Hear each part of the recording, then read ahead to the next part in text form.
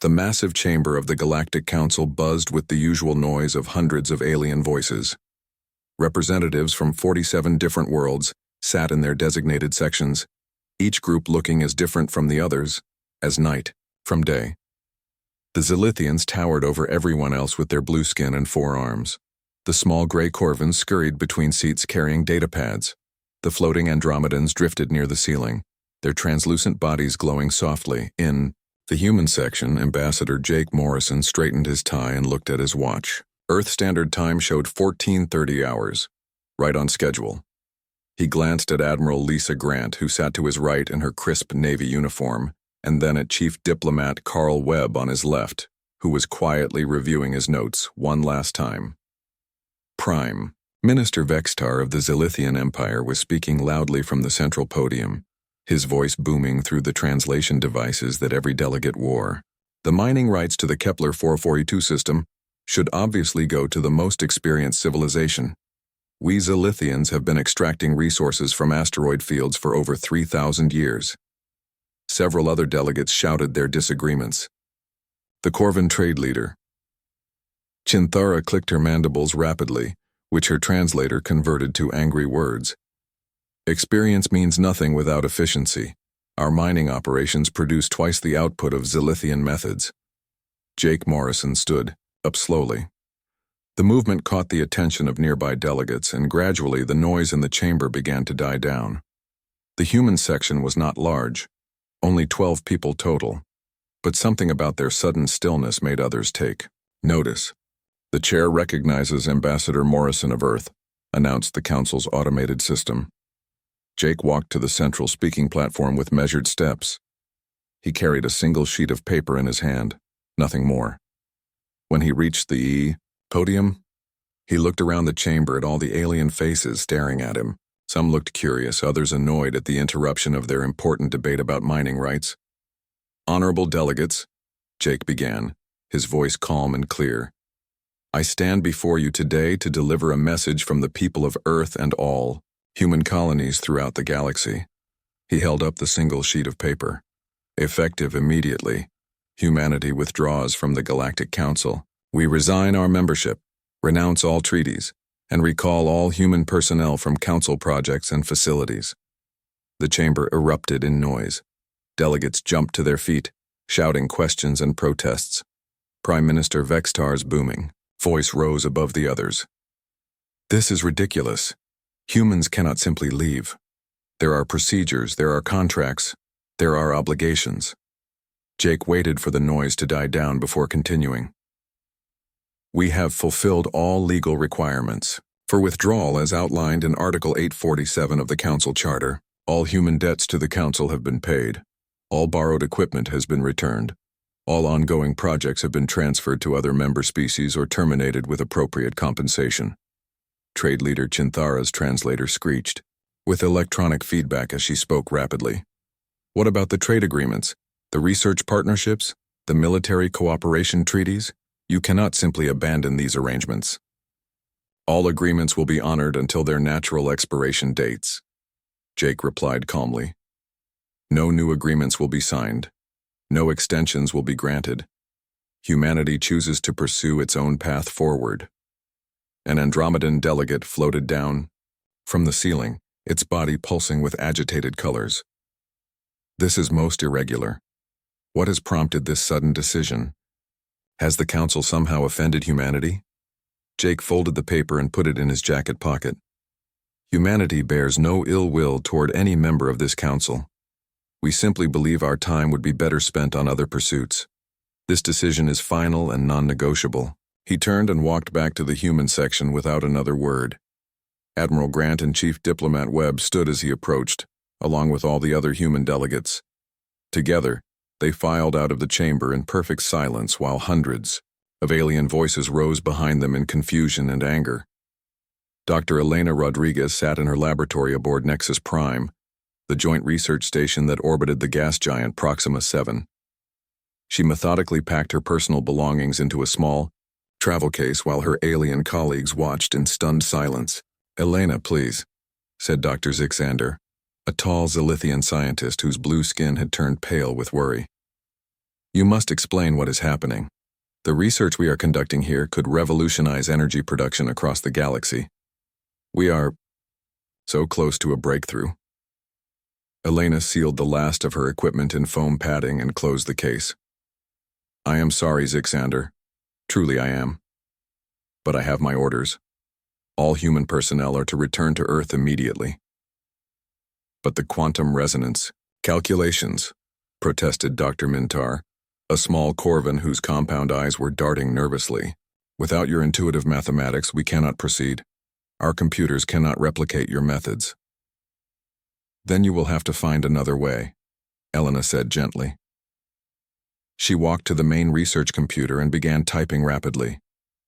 I am initiating Protocol 7. What is Protocol 7?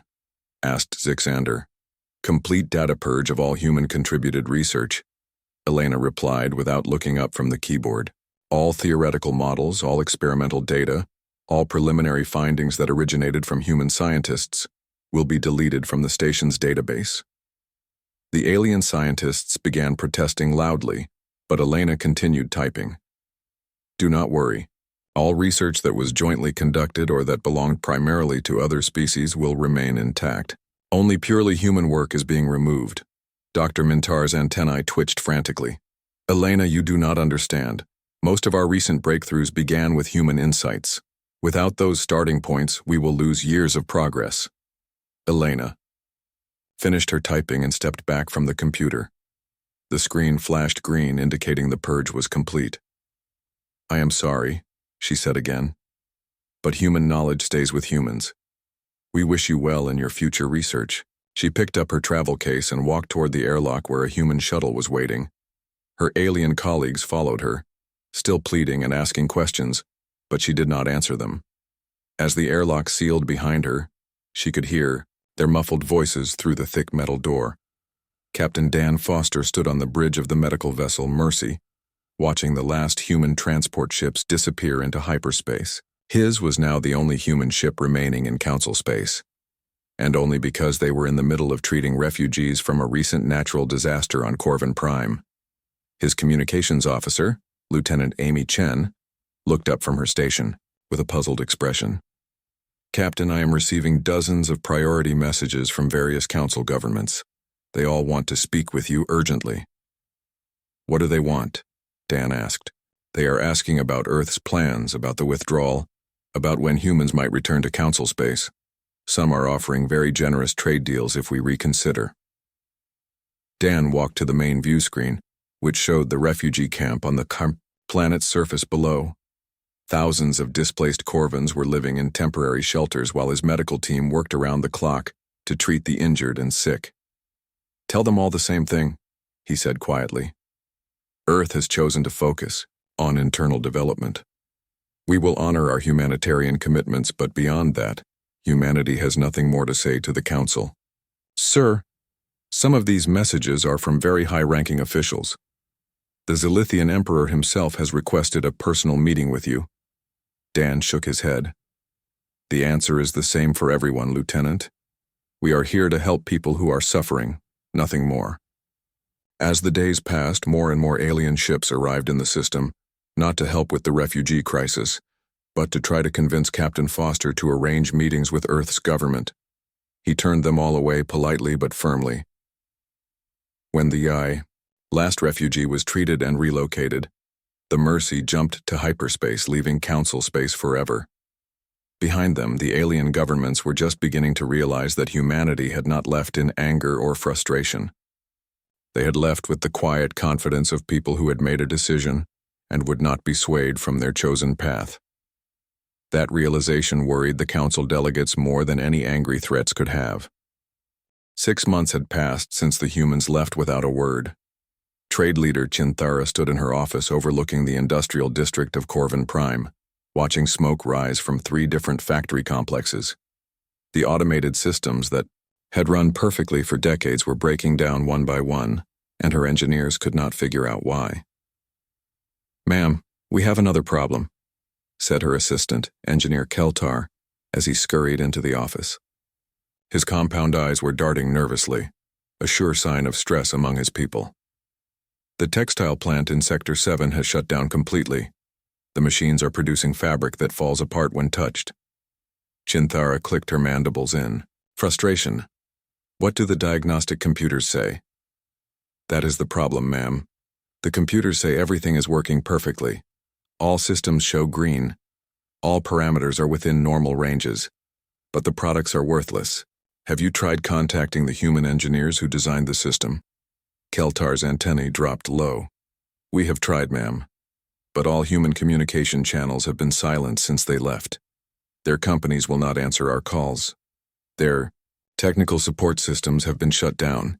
Chinthara turned back to the window. In the distance, she could see another column of smoke rising from the chemical processing plant. How many facilities are affected now? 47 out of 112 major production centers. Keltar replied quietly.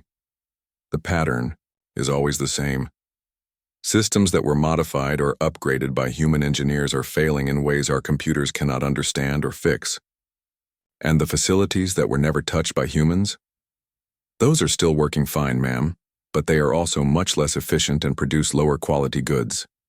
Chinthara felt a cold feeling in her stomach. The Corvin economy depended heavily on manufacturing and trade. If their production capabilities continued to decline, their entire civilization would suffer. Send messages to every human colony we can locate. Offer them triple pay to return and fix our systems. We already tried that, ma'am. The messages are returned undelivered.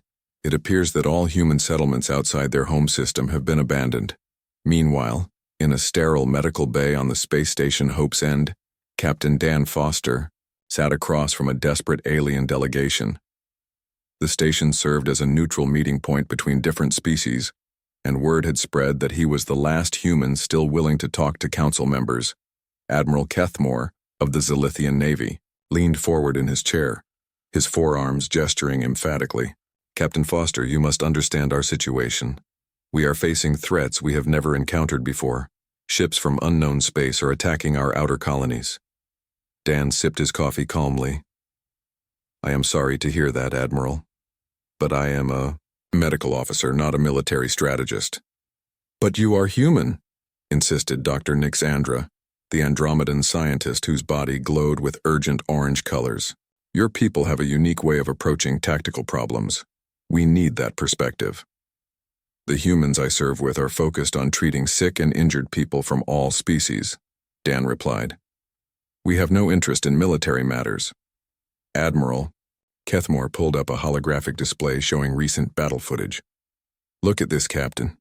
These unknown attackers use tactics that make no sense. They attack strong positions while ignoring weak ones. They retreat when they are winning and advance when they should fall back. Our computers cannot predict their behavior. Dan watched the footage silently. The attacking ships did indeed move, in patterns that seemed random and chaotic. But to his trained eye, there was something familiar about those movements. They reminded him of exercises he had seen human pilots perform during training, tactics that relied on intuition and adaptability rather than rigid programming. Have you tried responding with flexible tactics instead of programmed responses? He asked. What do you mean? Admiral Kethmore looked confused. Instead of following standard battle procedures, have your commanders make decisions based on what feels right in the moment? Dr. Nixandra's colors shifted to puzzled blue. That makes no logical sense. How can feelings be more accurate than calculated strategies? Dan shrugged.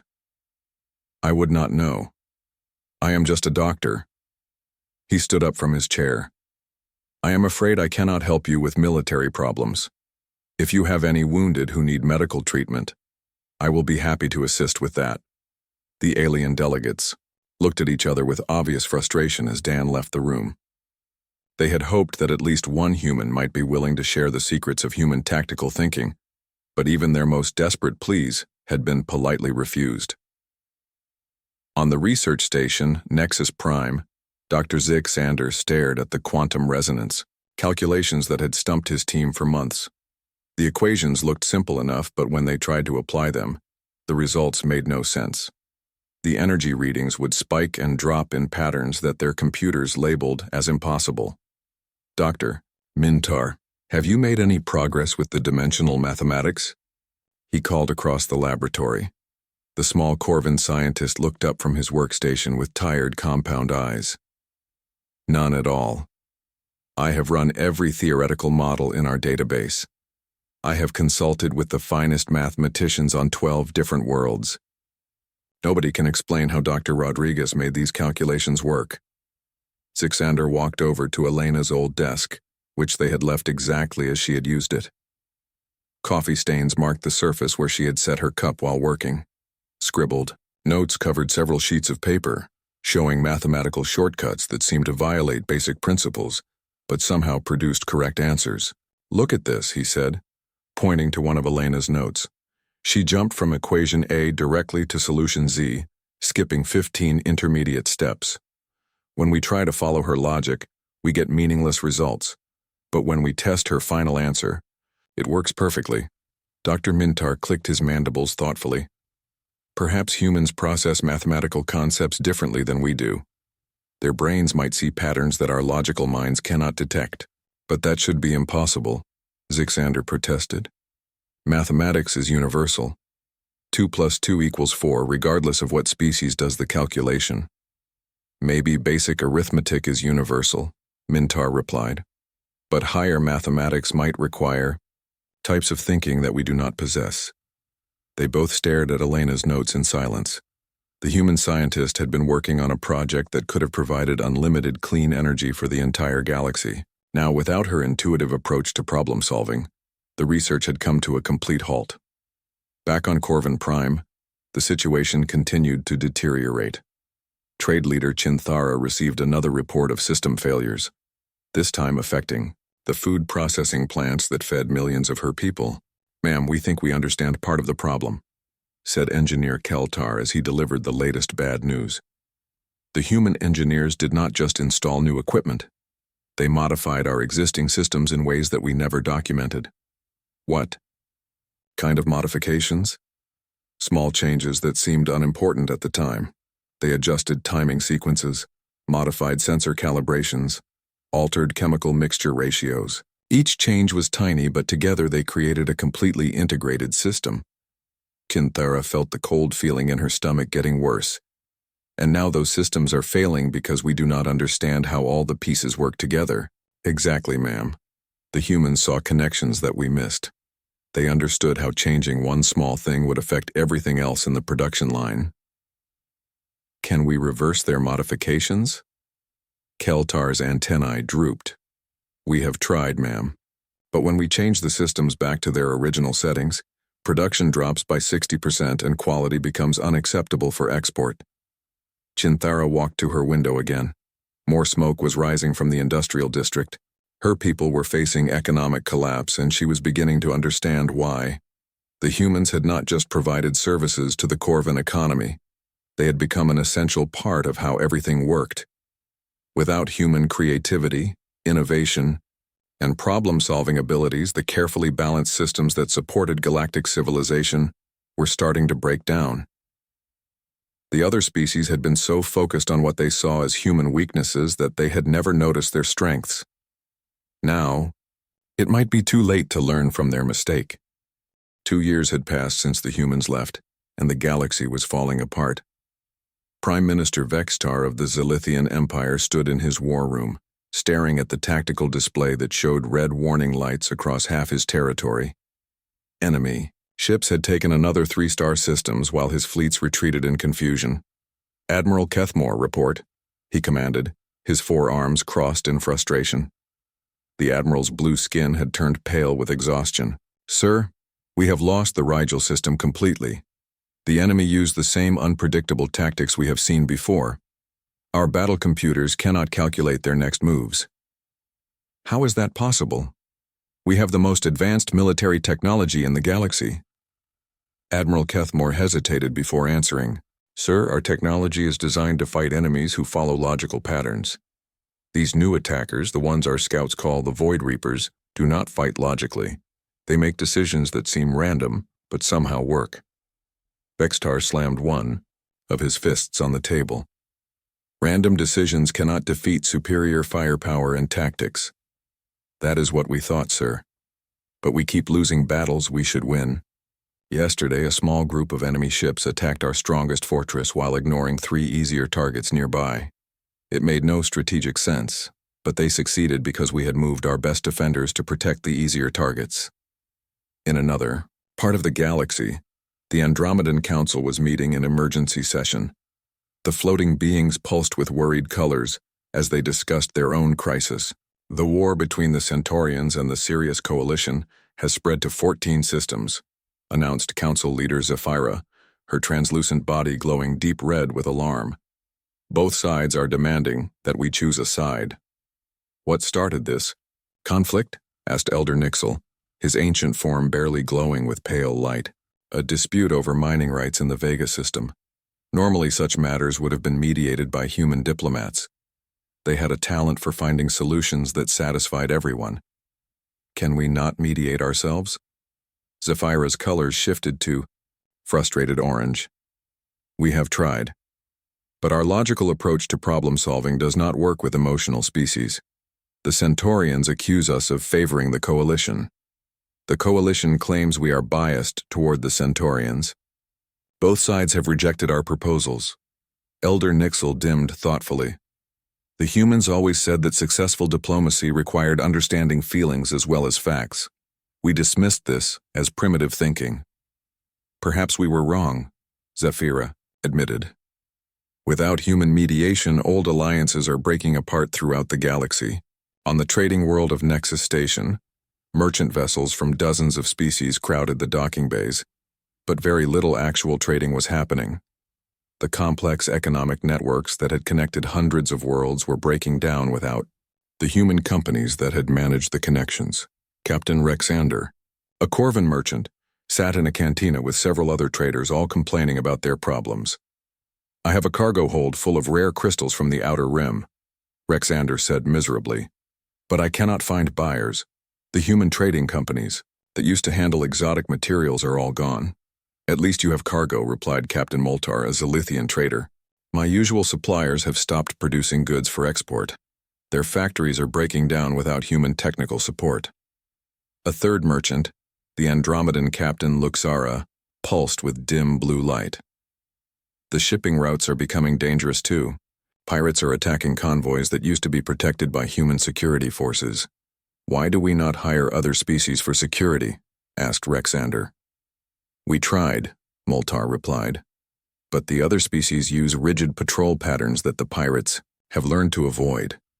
The humans used to change their routes and timing in ways that kept the pirates guessing. Back on Corvin Prime, Trade Leader Kinthara was reading the most important document her government had ever received. It was a sealed message that had been left behind by Senator Amy Watson, the former human economic advisor. The message was, programmed to open automatically 2 years after the human withdrawal. Honored colleagues, the recorded message began, showing Amy's image on the main screen. If you are watching this, it means the economic crisis I predicted has begun to unfold. Chinthara leaned forward, desperate to hear what the human had to say. By now, you have probably noticed that trade networks are failing, that manufacturing systems are breaking down, and that diplomatic relationships are deteriorating into conflicts. You may think these are separate problems, but they are all connected. The image of Amy Watson looked directly at the camera with sad eyes. Human economic models were not just different from yours. They were designed to handle complexity and uncertainty in ways that your logical systems cannot match. We saw patterns that your computers missed. We made connections that your analysis programs could not calculate. Kinthara felt her mandibles, clicking nervously as Amy continued. Your species are excellent at optimizing systems that are already stable. But the galaxy is not stable. It is constantly changing, constantly adapting, constantly creating new challenges that require new solutions. Human economic approaches were messy and sometimes seemed inefficient, but they were flexible enough to handle unexpected changes. The recording showed charts and graphs that demonstrated how human trading companies had prevented dozens of economic crises over the past century, usually without anyone else realizing the danger had existed. We did not leave because we were angry, Amy's image said gently. We left because we realized that trying to fit human thinking into alien systems was holding back both us and you. We hope that someday, when you have learned to value different approaches to problem solving, we can work together as true partners." The message ended, leaving Chinthara staring at a blank screen. Everything Amy had predicted was happening exactly as she had described. Meanwhile, on the research station Nexus Prime, Dr. Zixander was making a disturbing discovery. He had been analyzing all the major scientific breakthroughs of the past 50 years, trying to understand how much human involvement had contributed to galactic progress. "Dr. Mintar, you need to see this," he called across the laboratory. The Corvin scientist hurried over to examine Zixander's data. "I have been reviewing the development of faster-than-light communication, improved medical treatments, advanced material science, and energy production improvements," Zixander explained. "In every case, the crucial breakthrough came from human insights." "What kind of insights?" "The type that our logical minds dismiss as unscientific. Humans would look at a problem and suddenly propose solutions that seemed to come from nowhere. When we asked them to explain their reasoning, they would talk about hunches, feelings, or patterns they sensed but could not describe." Dr. Mintar studied the data carefully. "And these unscientific approaches produced real results? Every time.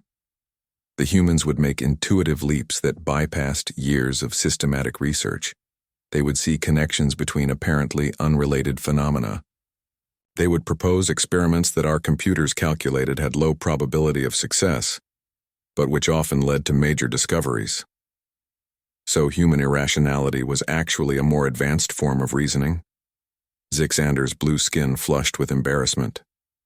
"It appears so. We thought we were the advanced civilizations teaching primitive humans how to think properly. In reality, they were solving problems that we could not even understand existed.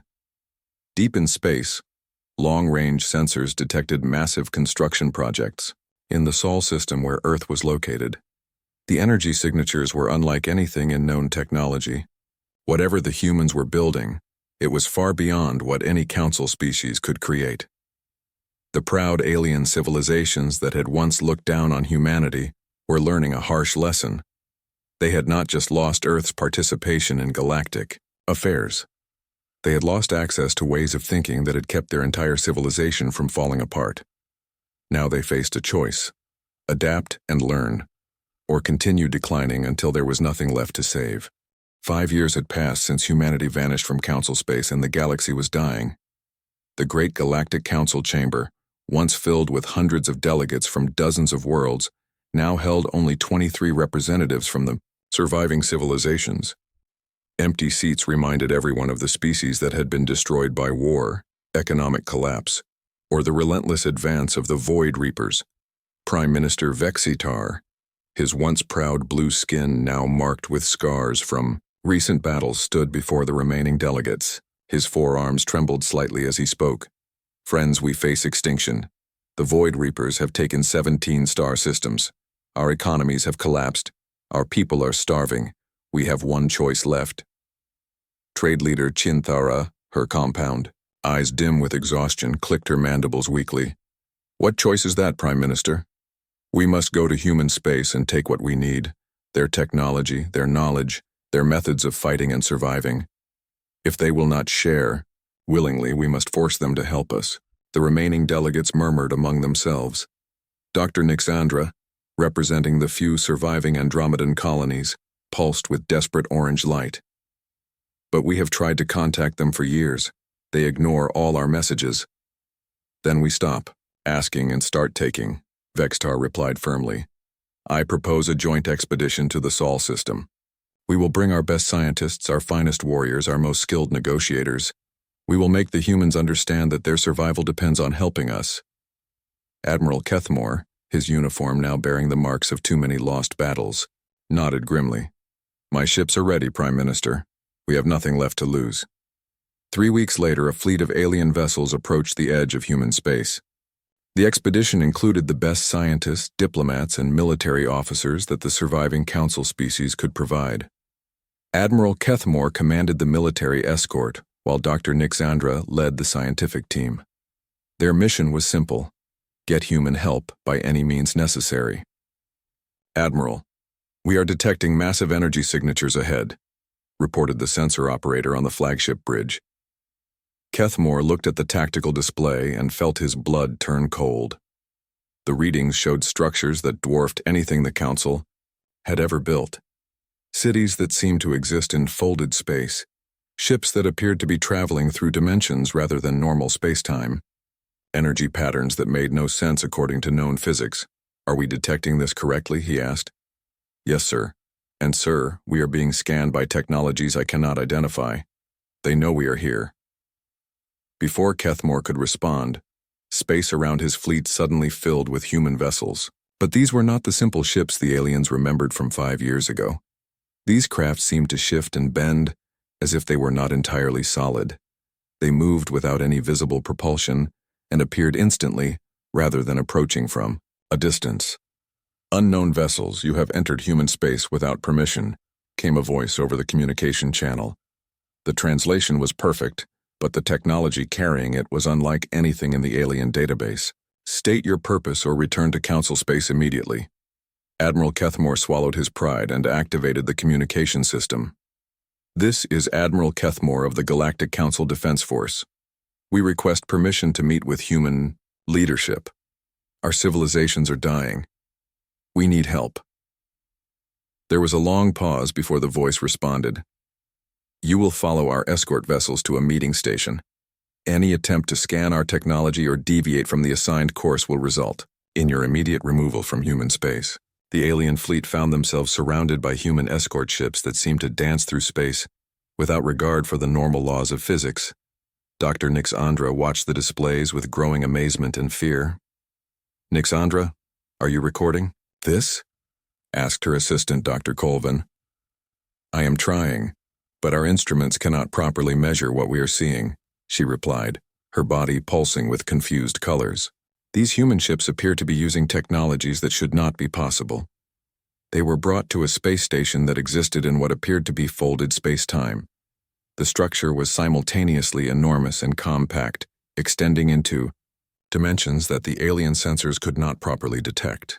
When their ships docked, they found themselves in chambers that seemed much larger inside than outside. Commander Steve Hughes met them in a reception area that overlooked impossible views of multiple star systems. He was a tall man with graying hair and calm eyes, wearing a simple uniform that bore no resemblance to the military dress the aliens remembered.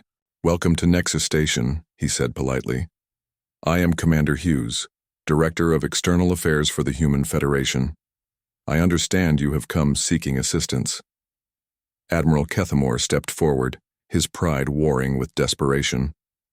Commander, our civilizations are collapsing. The Void Reapers are destroying everything in their path. Our economies have failed. Our people are dying. We need your help. Commander Hughes gestured for them to sit at a conference table that seemed to be carved from a single crystal that sparkled with inner light. Tell me, Admiral, what makes you think humanity can help with problems that your advanced civilizations cannot solve? Dr. Nixandra pulsed with embarrassed purple light. We have learned that human approaches to problem-solving were more sophisticated than we realized. Your people saw patterns and connections that our logical minds missed. Ah, Hughes nodded. So you have discovered that emotion and intuition can be tools rather than weaknesses. What took you so long? Trade leader. Chinthera clicked her mandibles nervously. We thought our way was better. We believed logic and calculation were superior to human feelings and hunches. Hughes stood and walked to a window that showed a view of Earth. But it was not the Earth the aliens remembered. This planet was surrounded by orbital structures that seemed to exist in multiple dimensions simultaneously. Cities of light floated in space around it. Ships came and went through what appeared to be tiers in space itself. Would you like to see what humanity has accomplished in 5 years of focused development? Hughes asked. He led them through corridors that defied geometry, past laboratories where human scientists worked with technologies that bent the fundamental forces of nature. They saw manufacturing centers that created matter from pure energy. They watched human children learning to manipulate space-time as easily as the aliens manipulated simple tools. How is this possible? whispered Dr. Nixandra. 5 years ago, humans were the least technologically advanced species in the Council. Hughes smiled sadly. 5 years ago, humans were trying to fit our thinking into systems designed by and for very different minds. We were like artists trying to paint with tools designed for mathematics, or musicians trying to compose symphonies using only logic circuits. They entered a vast chamber where human engineers were building something that hurt to look at directly. The structure seemed to exist in too many dimensions for alien minds to process properly. "What is that?" asked Admiral Kethmore. "A gateway to another galaxy," Hughes replied casually.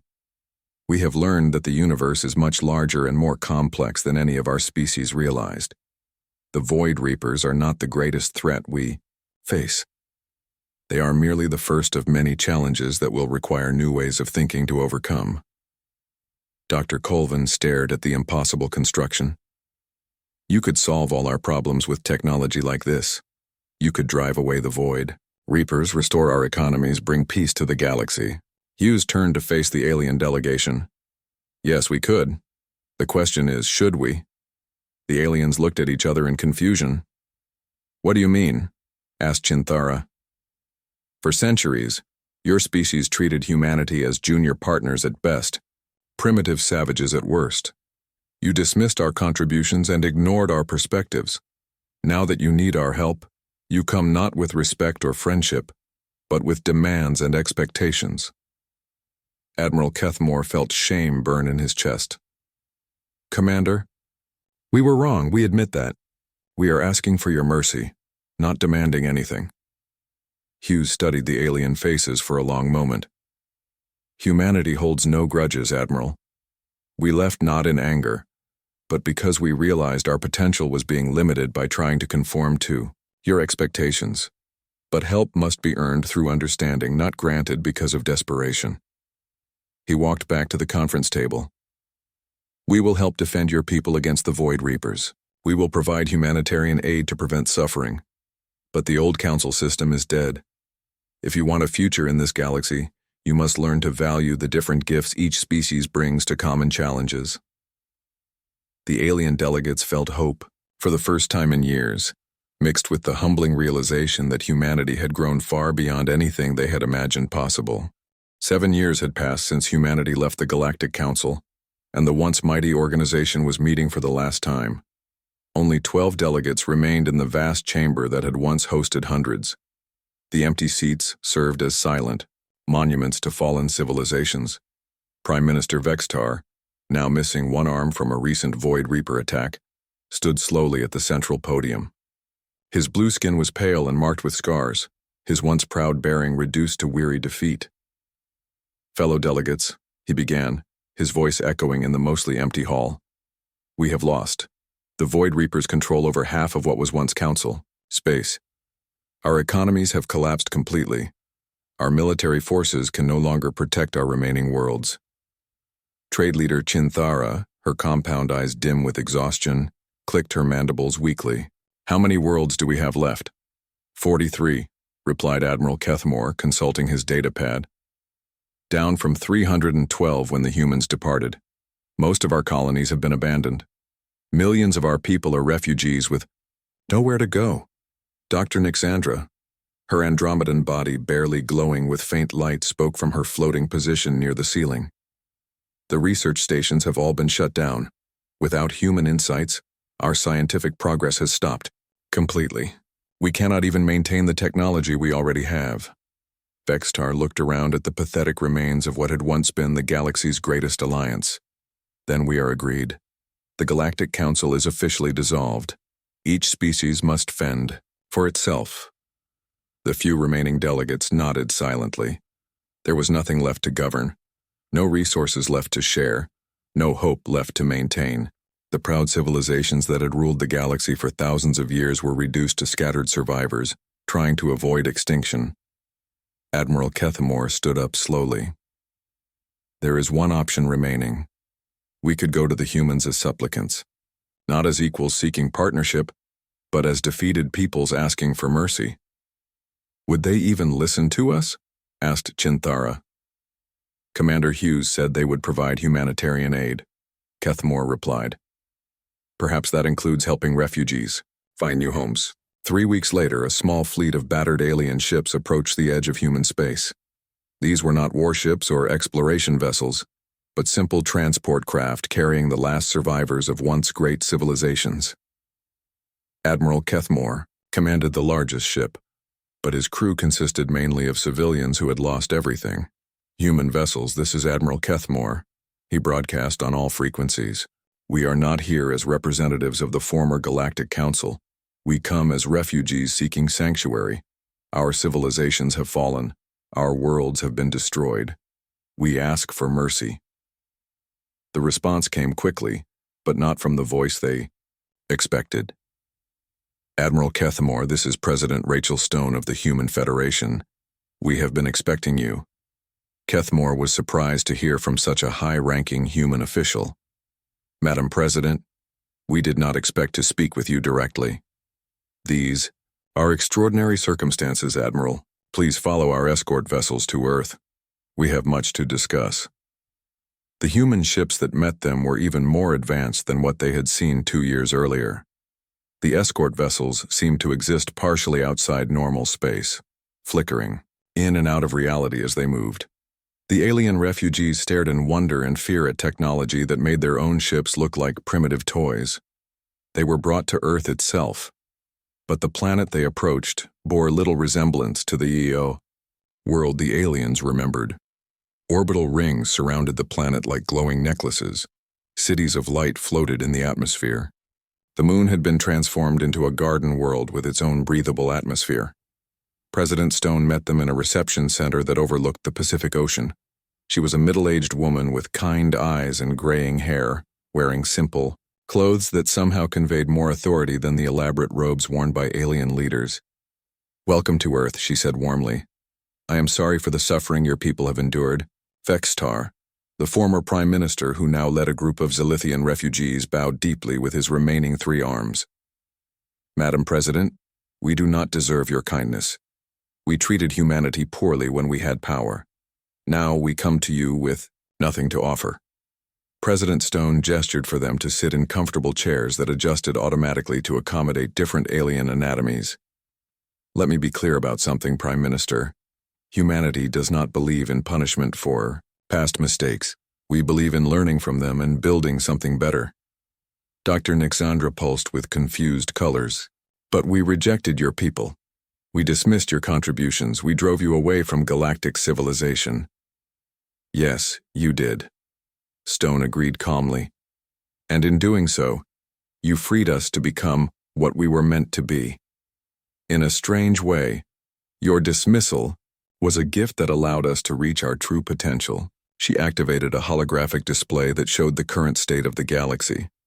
Red zones marked areas controlled by the Void Reapers. Gray zones showed dead worlds where civilizations had collapsed.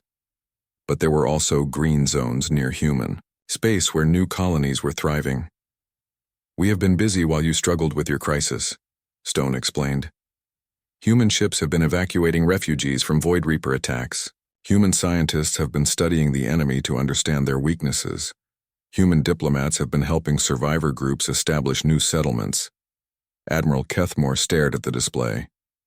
"You have been helping our people, even while we refuse to acknowledge your efforts?" "Of course. Human values include protecting those who cannot protect themselves, regardless of their past actions toward us." Trade leader Chinthara clicked her mandibles in amazement. "How many refugees have you saved?" "Over 40 million beings from 37 different species," Stone replied. "They are living in new colonies designed to accommodate their specific needs. Many are working alongside human scientists and engineers to develop better defensive technologies." The alien delegates looked at each other in shock. While their governments had been collapsing, humanity had been quietly saving their people. "But why?" asked Vextar. "Why help those who treated you so badly?" President Stone walked to a window that showed children playing in a garden below. Among the human children were young aliens of many different species, all laughing and learning together. "Because that is what good neighbors do," she said simply. "Because diversity makes us all stronger. Because the galaxy is a better place when different species work together as equals." She turned back to face the alien delegates. The old council system failed because it was based on hierarchy and the assumption that one way of thinking was superior to all others. The new galaxy we are building is based on partnership and the understanding that each species has unique gifts to contribute. Former Admiral Jake Morrison entered the room, now wearing the uniform of humanity's first contact service. He had aged since his dramatic departure from the council chamber 7 years earlier, but his eyes still held the same quiet confidence. "Jake Morrison," said Kethmore, recognizing the man who had announced humanity's withdrawal. "I remember you." Jake smiled. "And I remember you, Admiral. You asked good questions during those last council sessions even when others were not listening. Will you forgive us for our arrogance?" Kethmore asked. "There is nothing to forgive," Jake replied. "You acted according to your nature and understanding at the time. Now you have learned from experience, just as we did. That is how wisdom grows." President Stone activated another display showing plans for new joint settlements. "We are offering permanent homes to all refugee populations, not as charity, but as the foundation for a new kind of galactic community. One where Zilithian strength, Corvan efficiency, Andromedan logic, and human creativity work together as equal partners." Dr. Nixandra's body glowed with tentative hope. "You would trust us after everything that happened?" "Trust must be earned through actions, not words," Stone replied. "But everyone deserves a chance to prove they have learned from their mistakes."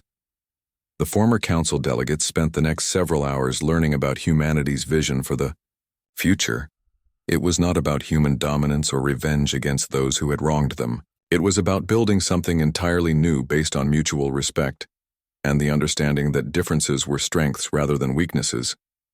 As they prepared to return to their refugee fleets with offers of new homes and new hope, Vextar asked one final question. "What lesson should we take from all of this?" President Stone considered the question carefully before answering. "That pride and assumptions about superiority can blind us to the value of others. That dismissing different approaches to problems limits everyone's potential. That true strength comes not from dominating others, but from lifting them up as partners." The galaxy was indeed smaller than it had once been, scarred by years of conflict and collapse. But it was growing stronger through genuine cooperation rather than the arrogant hierarchy that had defined the old council era. The price of pride had been almost too high to pay, but sometimes the hardest lessons lead to the most important wisdom.